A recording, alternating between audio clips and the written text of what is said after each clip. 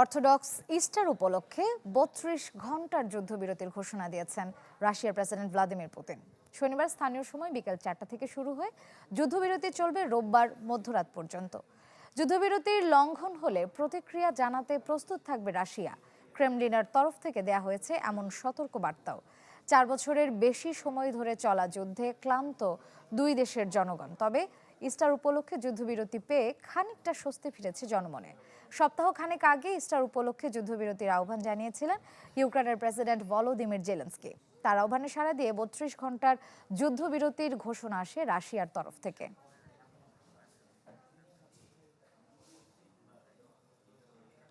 এ বিষয়ে আরো খবর জানাতে রাশিয়া থেকে যোগ দিয়েছেন সহকর্মী তারেক মাহমুদ। যাচ্ছি তার কাছে। তারেক, এই যুদ্ধবিরতিতে রাশিয়ার বাসিন্দারা কেমন আছেন, কি পরিস্থিতি বিরাজ করছে সেখানে, জানাবেন বিস্তারিত।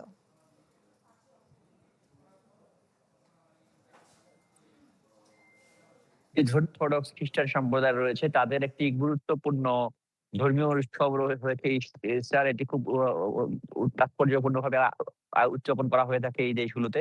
তো সেটি এর আগেও অতীতেও আমরা কয়েক বছরই যুদ্ধের সময় এই যুদ্ধ চলাকালীন সময় ইস্টারের সময় স্বল্পকালীন যুদ্ধবিরতি দেখেছি। তো মূলত ধর্মীয় দৃষ্টিকোণ বিবেচনা করেই ইস্টার উপলক্ষে এই যুদ্ধবিরতি দেওয়া হয়। এটি গত বছরও হয়েছিল, এর আগের বছরও হয়েছিল। কিন্তু এটি আসলে বিশেষজ্ঞদের মতে এটি একটি আসলে সাময়িক যুদ্ধবিরতি। কিন্তু এই অঞ্চলের মানুষ এবং বিশ্ববাসীর নজর রয়েছে রাশিয়া ইউক্রেনের সংঘাতে দীর্ঘ ৪ বছরের বেশি চলমান রয়েছে।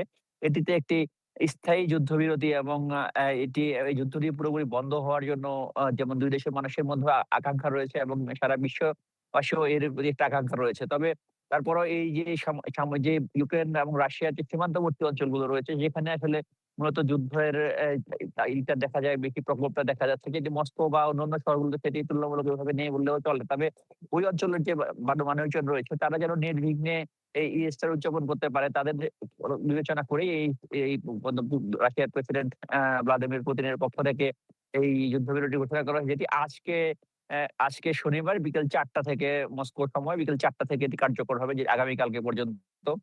এটি সাময়িক যুদ্ধবিরতি হলেও জনগণের মনে, যারা এই উদযাপন করছেন তাদের জন্য এটা অবশ্যই দুই দেশের জন্য, রাশিয়া এবং ইউক্রেনের জনগণের জন্য এটি একটি স্বস্তির মুহূর্ত। চায়ের কাপে সমাজ বদলের ঝর্ণা তুলে আগে গোছান নিজেকে। প্রিমিয়াম টাইটানিয়াম আলমিরা, গুছিয়ে ফেলুন জীবনটাকে। তারা এই ধর্মীয় তাৎপর্যপূর্ণ ওই অনুষ্ঠানটি উৎসবমুখর উদযাপন করতে পারে, সেই দিক থেকেই সেজন্য এটি করা হয়েছে। এর আগে গত গত সপ্তাহে এই ইস্টার উপলক্ষে এই ২ দেশের মধ্যে একটি আ বন্ধি বিনিময় এবং মৃতদেহ হস্তান্তর হয়েছিল ২ টি দেশের মধ্যে। যেটিও তাদের ২ দেশের মধ্যে আরেকটি কূটনৈতিক তাৎপর্যপূর্ণ ম আ একটি বিষয়, যেটি আসলে খুব ফ্রিকুয়েন্টলি হয়ে থাকে না।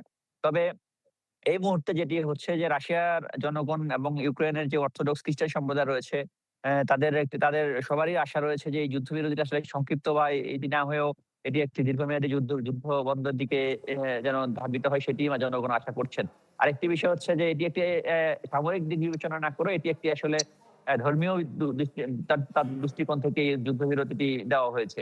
তবে সেটি আগামীকালকে মধ্যরাত পর্যন্ত, এবং এটি আসলে সংযুক্ত হলো, যেটি মানুষের আশা। আবারও বলছি যে যুদ্ধ একটি পূর্ণাঙ্গ যুদ্ধবিরতি এই অঞ্চলের মানুষ প্রত্যাশা করছে। ধন্যবাদ তারেক আপনাকে।